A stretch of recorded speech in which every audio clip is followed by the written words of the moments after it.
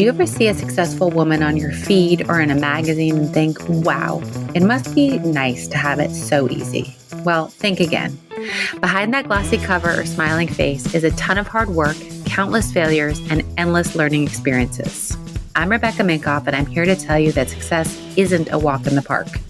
It takes grit, resilience, and a willingness to take risks. That's why I created Superwoman, a podcast that peels back the varnish and gets into the nitty-gritty of what it takes to make it as a woman in today's world.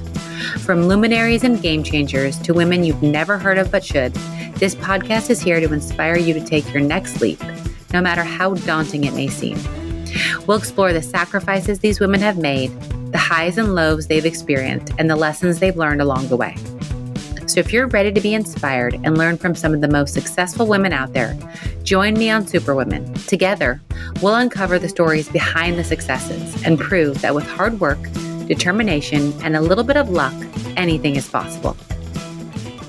Hey everyone, you're listening to Superwoman. Today's guest is Pilar Guzmán, the Editorial Director of Oprah Daily. If you've ever heard me answer the question, who would I love to have dinner with before I die? It's Oprah.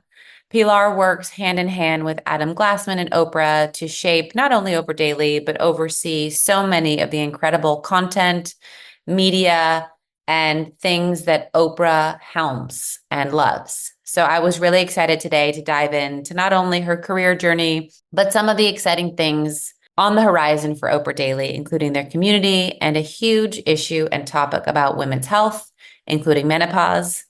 I am not going through menopause, but as someone who has experienced extreme hormone fluctuations, I am deeply invested in women's health and our outcomes as living, breathing, fully hormonal creatures. So take a listen as we dive into all these topics and really touch on some things that I think are key lessons for women to learn. Take a listen. Pilar, welcome to the podcast. I'm excited to chat with you today.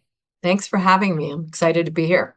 My one answer, I get this question a lot. If you could have dinner with anyone in the world, who would it be? My answer is still Oprah. So I feel like I'm one step closer to making my mood board happen. She would have been my answer as well, and I've been lucky enough to have had dinner with her. I love it. Same answer. Yes, many people's answers. So you have been at Oprah, you're editorial director of Oprah Daily. Can you tell my listeners what that means? The job, what's interesting is, as we've all been watching media change, I started out as a magazine editor, sort of dyed-in-the-wool magazine editor, although I always sort of toggled between print and digital. These days it means almost no print, which actually I feel very liberated from, because I feel like the way we consume media, of course, a well-placed, beautiful print issue is wonderful as a keepsake, which is sort of how we think of them.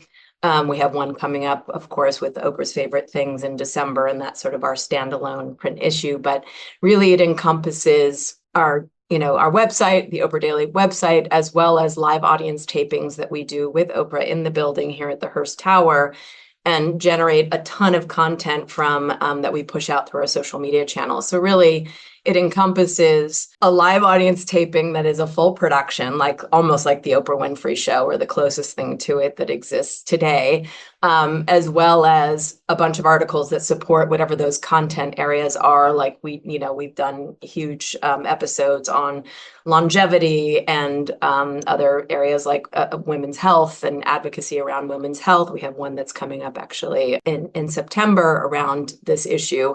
And we shot with Elizabeth Coleman and Lori Gottlieb and talked about all the mental load. And then we push out those sort of content pieces all over social and through our channels. So through the Oprah Daily social channel. And also we have book club. This includes book club. So and all of these things, all of these tentacles sort of talk to each other, which is nice. We can sort of cross-pollinate and cross-promote because so many of the tapings that then, are supported by just sort of regular pieces of content then get translated into social, and it's this kind of wonderful ecosystem. So the job sort of encompasses all of those things. So when we think about stories, we think about them really holistically and how they're going to play out in these different forms and what is the best expression on these channels. So being a dyed-in-the-wool OG fashion editor, I feel like my generation's probably the last to know what that means. Yes. How did you approach the changing landscape? Was it, I'm gonna wait and see, and I'm not diving in, and this is unfamiliar to me, like so many editors did? Or were you like, I'm all in, let's go? And what happened with, I guess, depending on your answer? Yeah, definitely not the wait and see. I'm of the age where I came up sort of print first mostly, but it was very early eight stages of the internet. And so one of my early gigs was writing. Do you remember Sidewalk? Microsoft Sidewalk. I did like 1 million restaurant reviews in those early days in my 20s. So I had like a little taste of digital, and it was definitely the redheaded stepchild back in the day. But I kind of always, I always sort of had one toe in each because I knew I watched how it was evolving quickly. And I also I had a job at Epicurious, which was Condé Nast's early days of they had sort of standalone websites. So they had like, Gourmet and Bon Appetit, but then they had Epicurious and, food and travel. And so I worked at one of those. So I always sort of toggled. And so I was never afraid of it. And I think that was the big thing, is that it was never, I never looked down on it, and I was never afraid of it. I was always sort of kind of playing between the two. And I launched a parenting magazine called Cookie, and that was sort of early days of social. And, so we had a short but sweet life. Sort of felt, when the economy fell off a cliff, they shuttered some of the younger publications like Domino and Cookie. But it was sort of early days of social. And of course, the mommy blogosphere was on fire, and those Facebook groups were starting to form. And so I was always I'm always sort of following wherever my readership was, and they were there. So I got an early taste of that. So, again, I always loved print because I love making the print magazine product. And I was always lucky enough to kind of have, full sort of, free reign over the artistic direction and the photography. And I feel like we got to elevate the parenting category through those, through design, but the conversations were happening in the blogosphere, and they were happening on Facebook. And, this was even pre-Instagram. But then when I got to Martha, that was Instagram had started, when I was at Martha. And so we were like, wow, if ever there were, a medium that was perfect for this brand, it's definitely Instagram. So, we're constantly sort of paying attention, and the Martha readership was interesting because you had sort of the older guard, that sort of the OG crafters. And then you had this kind of, hipster, everybody pickling something in their jar and making a pie in Brooklyn. So this sort of, my joke was like, we are where Colonial Williamsburg and Williamsburg, Brooklyn intersect.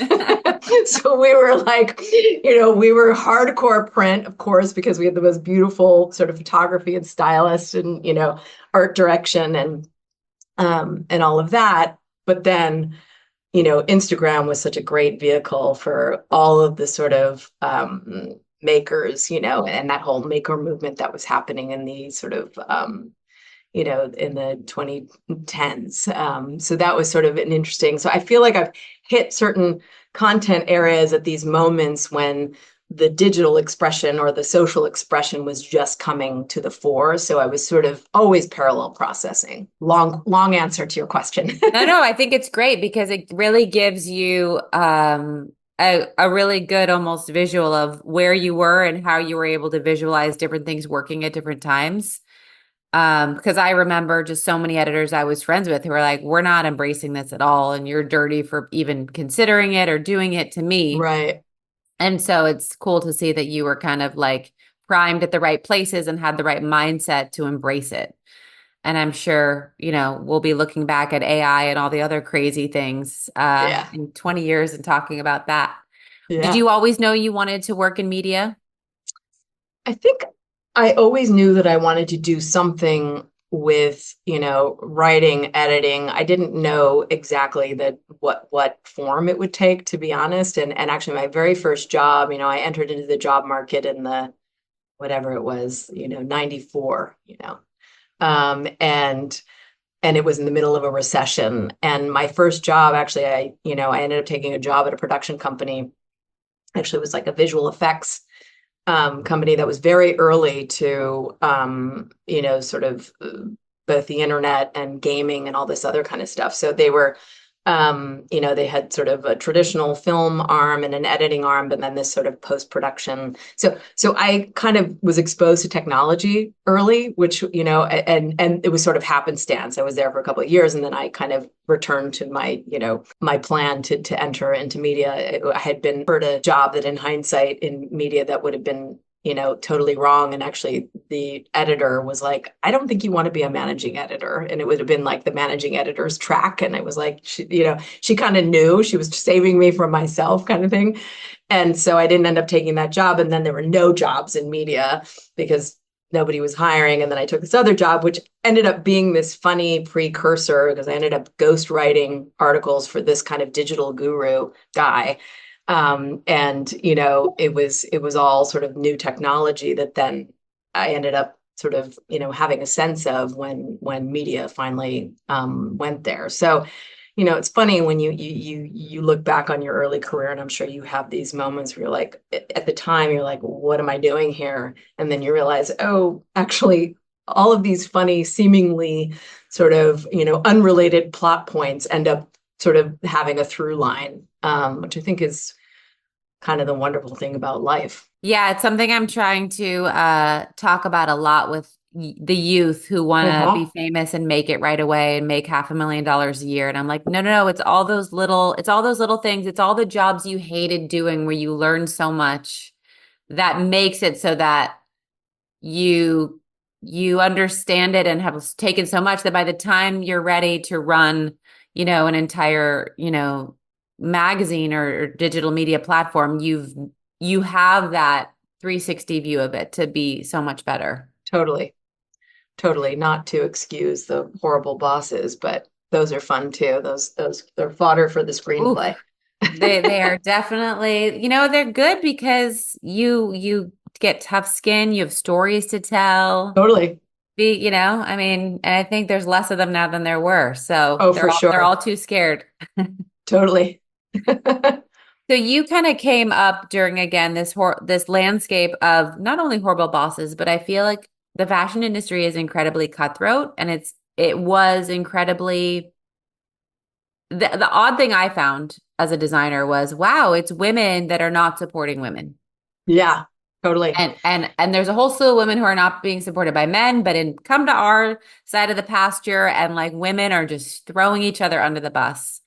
And I'm curious now, when you work at such a publication that is really geared to help and support women, how you got through that time period and how that experience maybe changed your perspective on supporting them. Yeah, I think, it's interesting when I think about, how terrified we all were to kind of tell our bosses that we were pregnant, our female bosses who had children of their own, how terrified we were to say that we were pregnant and that we would have to go on maternity leave and, would not be able to stay until midnight or whatever. And luckily, I didn't have too many years of those experiences. I had some really wonderful female bosses, but certainly I had many, many friends who didn't, who were, crying in the bathroom, and we all had our fair share of tears. But I think, I also have a lot of compassion for the women who sort of, who came before us, who had to sort of play a very male game. Luckily, in sort of the magazine world, there were so many female leaders at Condé Nast, for example, which was great. And I had some great women bosses. And I think, in some ways, those great female bosses were the outliers of their generation. And they presented the possibility that it could be a different way. I was lucky enough to be young enough to have run a magazine when I was sort of a young mother and and we were writing, this was at Cookie, we were covering all things parenting and kind of workshopping our parenting and work lives alongside one another. And so we were able to kind of create a different model for working. So you would have, anybody could leave at any time if it were kid related. Everybody was for the most part, was a parent on staff. And so we had endless compassion for each other. And we were writing about this very subject matter. And, we were among the first to really openly write about postpartum depression and all of these things that were in the shadows. And that, when part of why I launched this publication was because when I was pregnant and I went to the newsstand and I burst into tears because I couldn't relate to the presentation of parenthood that, was being put forth by traditional parenting magazines, much like, the previous generation of women's service magazines before some of the ones that we know and love now, the sort of Seven Sisters, the like Ladies Home Journal, and those things that suited a different generation, but certainly didn't speak to ours. The cover of the book alone, What to Expect, we were expecting this woman who looks like she's from the 19th century with like a quilted skirt worn in earnest, not ironically, and, and I couldn't believe that nothing was out there that made me, for a working mother, somebody who was sort of wanted to do both things well, that there was nothing that was really speaking to us. And so we were kind of remaking not just the content offering for our generation, but we were also remaking the culture and what that meant, for the work-life balance, the elusive balance. So we were kind of inventing new rules of the workplace. And, it was like, we would have all female meetings and like two people would be like pumping under a blanket, it was ridiculous, but, radical certainly for the time. Anyway, so, I think it made me, hearing the horror stories and having experienced a handful of them myself, it actually made me want to do things differently. Did you find that being one of the first to have these culture changing conversations, was the reception warm and friendly, or was it like, what are you doing? This is status quo. This is how women should be. And like you said, and we'll get into the menopause conversation, but like, just bear it, just deal with it. Yeah. It's such an interesting question. I think that we as women, are always feeling like we should just gut it through, and we actually have to fight that instinct. And I think I think the thing that really disrupted this whole conversation, frankly, my little blip on the screen, my tiny publication that came and went, was a kind of a little laboratory of a way that we could sort of fashion the workplace. But I think the thing that really disrupted it was COVID, and what this did for women was gave women both infinite flexibility, but also a lack of boundary. And I think we're still recovering from that. And even whether or not one has children, I think is just sort of women end up taking care of so many things, whether it's their parents or their siblings or their friends or whatever, that our lives are just so, porous, that it allowed us to, COVID allowed us to kind of be infinitely flexible, but also it forced, I think that one of the conversations that's sort of front and center for us is this mental load, that, the sort of the invisible load that women carry, that this exacerbated the problem, sort of a double-edged sword. And I think, one of the things that we have to learn is that sort of hard boundary, which, is sort of antithetical to every fiber in our being. I think, it's sort of, our kind of work relationships, are they bleed into the rest of our lives, and for better or worse. I mean, I feel like I keep very odd work hours because I'm always thinking about this stuff, because I'm living it and my friends are living it, and I take so much of what my lived experience is into the workplace, because it's sort of you to do what we do as editors is like you have to have your ear to the ground at all times. I don't know if I've answered your question. You have. No. I think it's great. It's kind of like it's work doesn't necessarily stop for people like us. And I think you were right. COVID did amazing things for my achievement of quote unquote balance, right? Yeah, But also, like you said, it's porous and there were no boundaries. And so totally. it also was working all hours of any given time. And That's sometimes right. feels that way now. Yeah, totally. And I think for some people that really works. For some people, it really doesn't. And I think if, I look at some of the young mothers in my uh, in my office, and I think they're really struggling, in some ways. The rigidity of the former workday, had its upside. It's like now it's sort of like, oh, I can be in here and there, and then I have a kid in the background, and maybe I don't have a childcare, and so it's sort of this, constantly, they're having to sort of create a boundary, sort of on their own that used to exist for us. So it's sort of, I think I would way rather have the flexibility if I had young children right now. But I think it really depends on your situation and how much support you have, and whether you have a partner, or that it can be there for you, or help.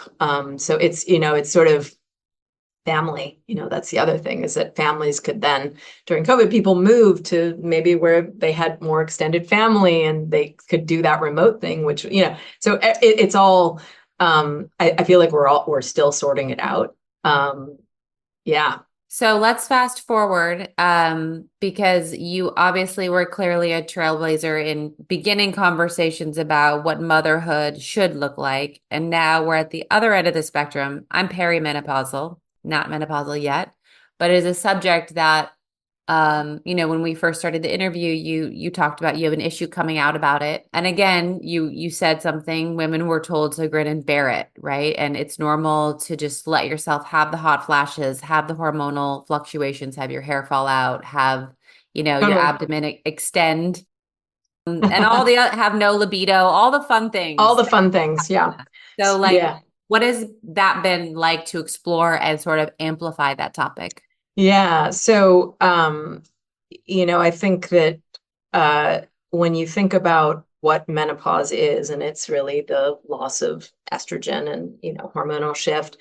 If this were if this were, not about women, let's just say all people went through menopause, like any sort of loss of any essential hormone function, and bear in mind that we have estrogen receptors on every cell of our beings, and it is essential to not just our reproductive life or our sexual life or anything. It is essential to our eyeballs and our, things having nothing to do with fertility, reproduction, or anything else.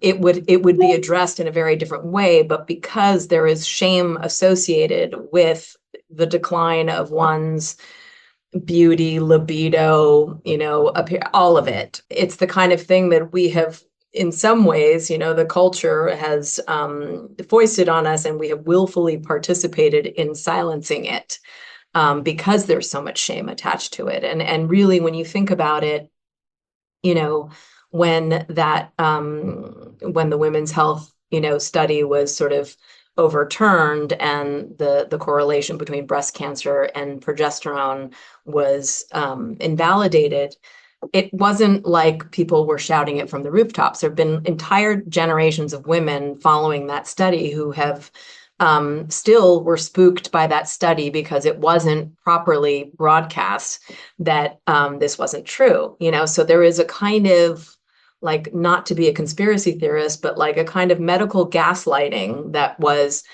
you go to wonderful, OBGYNs who are incredibly, fabulous, and you have this like, 25-year love affair with them. And then you hit perimenopause or menopause and they're like, yeah, the course of action is like, we're going to measure your hormone levels, which are not even not necessarily the only indicator. Really, the indication is your symptoms. And if you're having sleep disruption or you are, it's not just the hot flashes, which is what the big sort of misconception. It's brain fog, it's mood disruption, it's so many things. It's like a constellation of a million symptoms that women are inclined to sort of downplay. So anytime people say to me like, oh, well, my OBGYN says my hormone levels are normal, so I'm good. And it's like, well, you're experiencing all these other symptoms, which suggests to me that that's not true.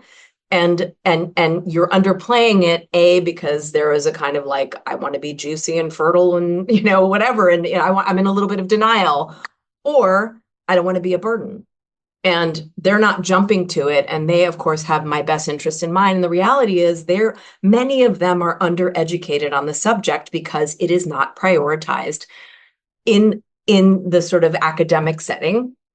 It's like you ask anyone, female doctors who are like huge champions now are like, guess what? It was an optional lunch and learn during medical school, And so this is sort of this is where it makes me crazy, because basically, and this is no surprise to anybody, nobody really cares about women beyond their reproductive years, full stop. That is sort of like the system does not care.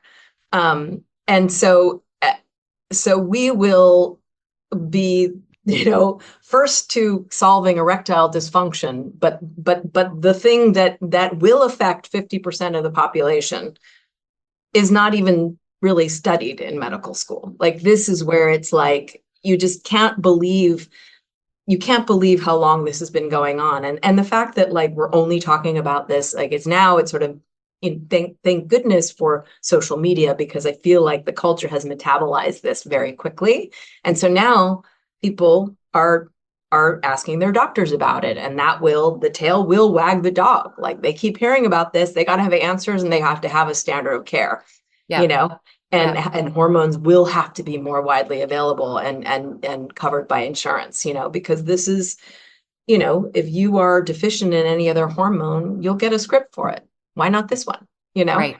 Yeah. So how do you dedicate just one issue? How do you not go, I need to talk about this every? We do. I mean, we did a big live audience taping around this. This was over a year ago. We did this here in the Hearst Tower. We pick these sort of, lightning rod topics like menopause, longevity, and then we have one that's coming up on women's health in general, and a similar thing. It's sort of, Elizabeth Coman, who is our guest speaker for this, took to the stage with Oprah, and her whole thing was like, I have women who are in late stage breast cancer, patients who are apologizing for not having shaved their armpits when they're like on their deathbed, that there's so much shame around, the failure of our body. And we consider, in some ways, when we go through menopause, we consider it almost like a failure, a failure of our femininity, our fertility, our, our attractiveness, our relevance, all of these things are connected. And I feel like it did feel shameful. I mean, when Oprah first went through menopause, she, first of all, was put on heart medication because nobody had a solve for her menopause. And she didn't know that that's what it was, and went to all these specialists, and she had heart palpitations. And they were like, oh, you must have some heart issue. And no, in fact, it was menopause. But because this was 20 years ago, nobody was talking about it. Nobody was educated about it. And she couldn't get any celebrity guest to come on her show who was going through it, and now it's like you have trailblazers like Naomi Watts and Halle Berry and Brooke Shields and people like this who are saying like, this is a medical issue. I mean, it's a little bit like the weight conversation, which is another one that we have sort of, that Oprah has put on the map. It's like, obesity is a disease. You know, a lot of stuff, sure, can be helped with lifestyle and good food choices, whatever. But I think there's so much shame around things that, you know, this is a medical incident, menopause. It's not a failure, you know, and so there is this. This is a, you know, if it happened to men, it would be such a different, it would be such a different thing, of course, you know. It would have been handled 20 years ago or Exactly right. 100 years ago. Men would have solved it for themselves. Yes, exactly. And so, you know, the stuff around the mental load and you know, illness or for, you know, sort of women's health in general and advocating for oneself, it's sort of like, don't downplay it is always my message. It's like, make a lot of noise. You know, women are so like, no, it's fine. Maybe I had a hot flash. I'm not sure. You know, it's sort of our tendency to be like, you know, keep it on. You know, it's to just bear it, to just, you know, to gut through it. And it's sort of like, actually, no, you're depriving yourself of your heart, bone, and brain health by not being on hormones if you're eligible for them, you know, like, and start in other cultures, like, you know, in South America and parts of Europe, they do it during, you know, women are on hormones during, you know, early peri, you know, because why suffer through the deprivation? Like you are basically hastening the decline of your brain, your heart, and your bones by not, if you're eligible, you know. So it's sort of, why wouldn't we? Why wouldn't we do it sort of prophylactically, you know? Um, anyway, this is, you know, our rant. I love it. I love the rant. So this is heavily focused on in the September issue, which is basically yesterday. So no, it's coming up. Okay. I'll give you the dates for that. But so, you know, on September 25th, actually, we're going to be on CBS with Elizabeth Coman, who wrote that book All in Her Head, which is about all of this that we're talking about. This isn't specifically about menopause, but I feel like menopause is inclusive, you know, is part of this conversation.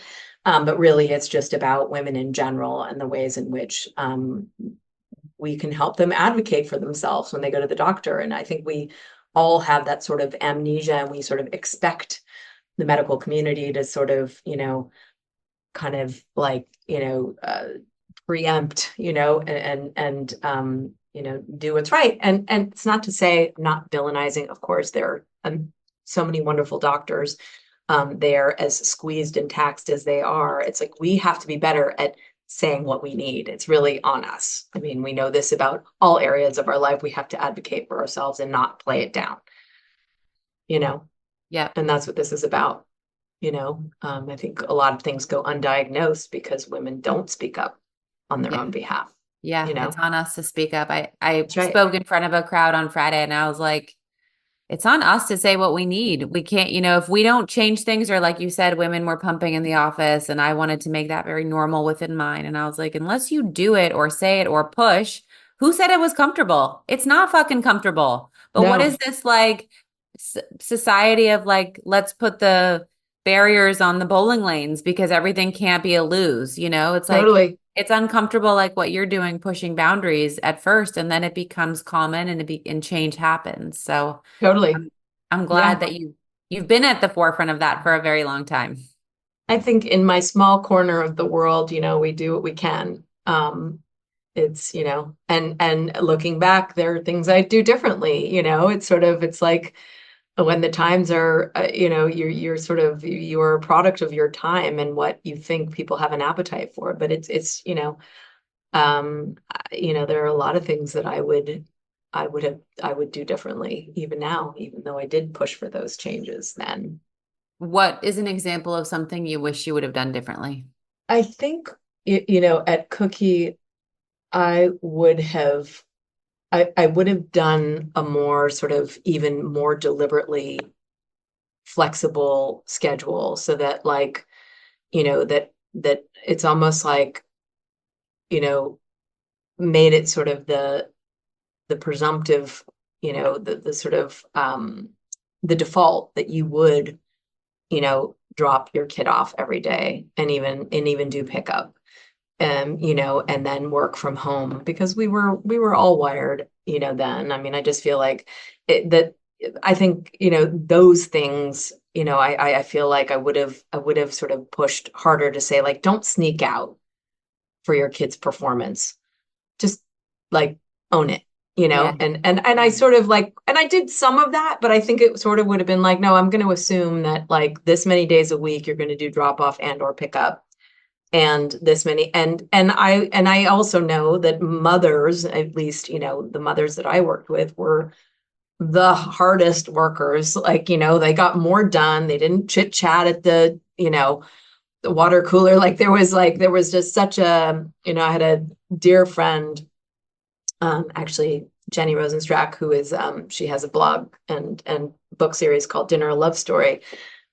She was a little bit a year ahead of me, and in terms of kids. And I just remember she would get on that like 5:02 train or whatever every single day. And she had like more in her docket than anybody. And like we would all sort of like, whatever. I mean, we worked hard, but we, wasted time and then would like roll into dinner. And she was just like a machine. She was like in at, whatever, 8:39 and then out the door by like, 4:50, and she would catch that train. And, it was sort of that, like, it's not about the time, it's about, the person and their rigor. And if they get a certain amount done in the office and then a certain amount done not in the office, like I kind of knew that in my bones, but there was no sort of precedent for it. Yeah. And so it's hard to know what you would have been comfortable with at the time, but I think I would have even pushed for, like, you know what, why don't you have an at-home like writing day, because it's hard to get writing done in the office, like, like those kinds of things that would have, like, would have made people really happy, just to sort of be, not have it be so it's all about the FaceTime. I do think being in the office is important, but I also feel like it depends on the kind of work you're doing and Yeah. why you're there. Like if Yeah. you're there for meetings, better to be in meetings in person, I Yeah. believe. No, it makes total sense. I had fantasies of the perfect workday pre-COVID. And then I was like, how do we become the only company that does this? Totally. Because then everyone runs circles around you and you're just like, we can't do it. And then Yeah, COVID happens. You're like, actually, we can do it. We can start our day at 10. We actually survived starting our day at 10, right? totally. Starting those things earlier, or wishing I would have pushed for them earlier. Yeah. So I always end my podcast with two questions about the women. Anything we'd be surprised to know about you? Second question is, any advice you'd like to pass on that either someone gave to you that's really great, or you learned the hard way that you'd love to pass on? I feel like I so like wear it, have so few secrets. Maybe to a fault. um, I'm trying to think. I'll move on to the second one just because Okay. I think it's Okay, an we'll give you important time. one. So the second one, I think that one of the biggest lessons, and I think this goes back to shame for women, I think we're, especially high achieving women or driven women, have this sort of perfectionistic, tendency. I think the ability to own a mistake really clearly, you know, with no buts, with no equivocation, to just own it and not make an excuse, is like one of the best qualities, a human being, forget about in the workplace, but just in a relationship, and parent to child, you know partner to partner, business colleague to colleague, to just say, yeah, I fucked that up, full stop. Yep. I'm really sorry.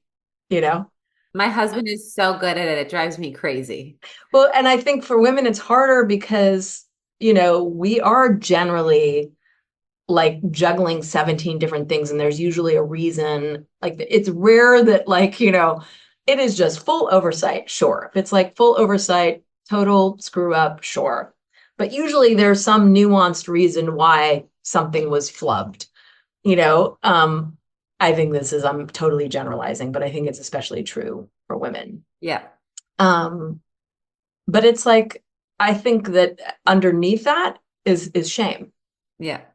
and the feeling of unlovability if we screw up, that we are not worthy if we Yep. mess up, because we are on, I mean, I speak very, generally of what I imagine your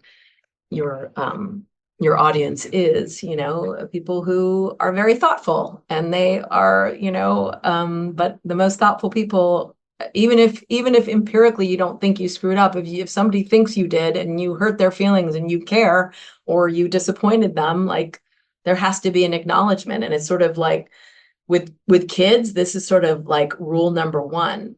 A child can be completely irrational and be very upset, and the number one rule of parenting is you acknowledge the feeling, even if you don't agree with it or you don't think it's right. It's people need to be heard. Yeah. And so if you're stuck in your ego and defending yourself, you're losing. I would also add to what you're saying, it's incredibly liberating once you do it. Like, I started becoming that way when I would mess up at the office, and when I would be like, it's all on me. It's 100% my fault. I did it. I fucked up. Then there's really nothing more to talk about or say. Totally. And it ends any confrontation, but why, and this and that, and you did this. And then it's just like, all right, how do I do better? And I found that the more I embrace it, as shameful as it feels at first, it's so much easier to get productivity back on track. Totally. Right. And it makes room for trust.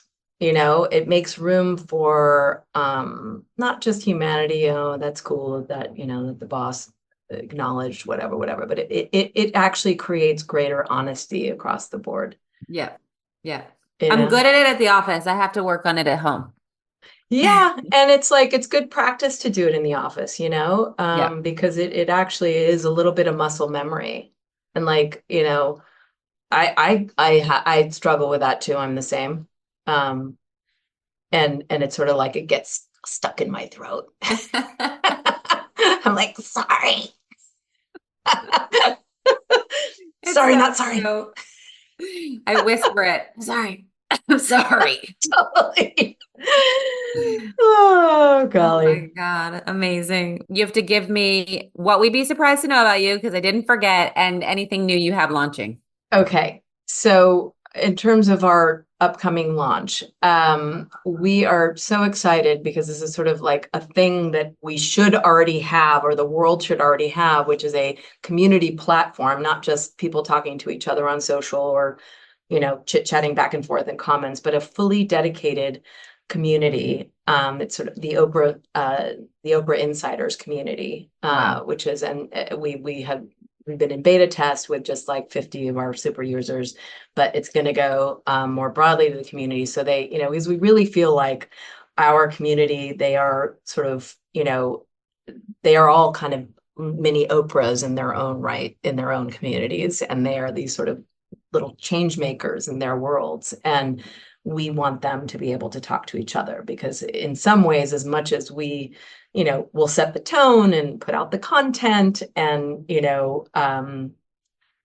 sort of curate a lot of the experience, so much of the magic happens between them, because they're each in and of themselves on some amazing path of, self-actualization and finding their purpose, that they can really help each other. So that is going, that's happening imminently.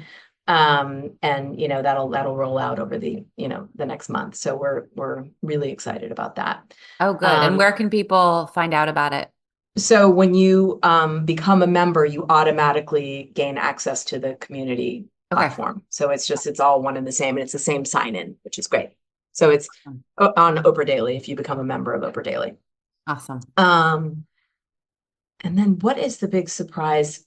I am really like, I'm a super competitive person, sort of like, in my early life, and was an athlete as a kid and all of that. And I am so bad at being bad at things that this is sort of like I'm almost like childlike if I can't do something. Like, I'm really bad at yoga. Like, I mean, I'm like, I do it and I kind of do it dutifully, and yoga is sort of my my like penance for being bad at things, because I am so bad at it that it like shocks me. Like I was a competitive gymnast, and I, did ballet and, all of this. And I'm like, I should be great at this. And I'm Right. so bad. Oh my God. And it really is like, it's not surprising that I'm bad. It's actually, the surprising part is like how mad I am at how bad I am. Oh my God. That I think that I should have really like evolved more as a person. Like I've done a ton of work to sort of, be okay with myself in all these different ways and all of my failings and all of this. But like when it comes to like a sport or a kind of, another thing that I'm really shockingly bad at is bike riding. Like just, like I can't like city bike like a Okay. normal person, like I really, it's this funny thing where, I have dear friends who are like, I can't believe how bad you are at bike riding. Like it's like in my defense, I grew up in a canyon, like in LA, up in the canyon. So we just like never really rode bikes. So I don't have that like carefree childlike wonder of hopping on a bike and being able to be good at it. Anyway, this is like I love it. a very funny, silly little detail, but it's I feel like it's part of like admitting that you're wrong is also like being okay with being bad. I think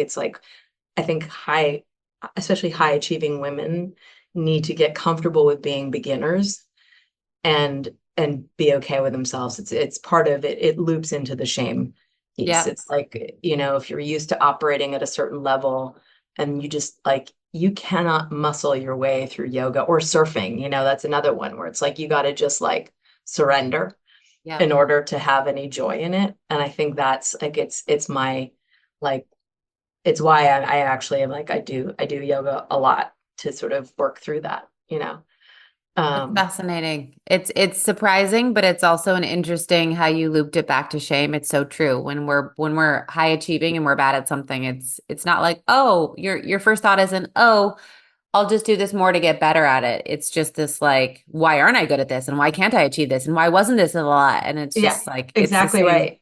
And Yeah. it really, so like this is exactly what yoga is meant to sort of dismantle. Like Right. that's the whole point of yoga, is to be able to sit with the discomfort, you know? And so I'm really sitting with that discomfort of being really bad at it. Yep.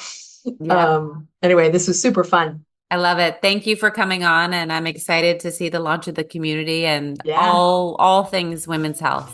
Thank you so much. I just wanted to thank you guys for listening to today's episode. I also want to ask you to rate and review the show wherever you listen to podcasts. I know it's a pain in the butt, but it actually helps with search and algorithms. So if you love this podcast, it is an easy way to get it more visible and out there. I also want you to follow me on Instagram at Rebecca Minkoff, at RM Superwomen, and be sure to check out my book, Fearless, The New Rules for Unlocking Creativity, Courage, and Success. Thank you again, and you will hear from me next week.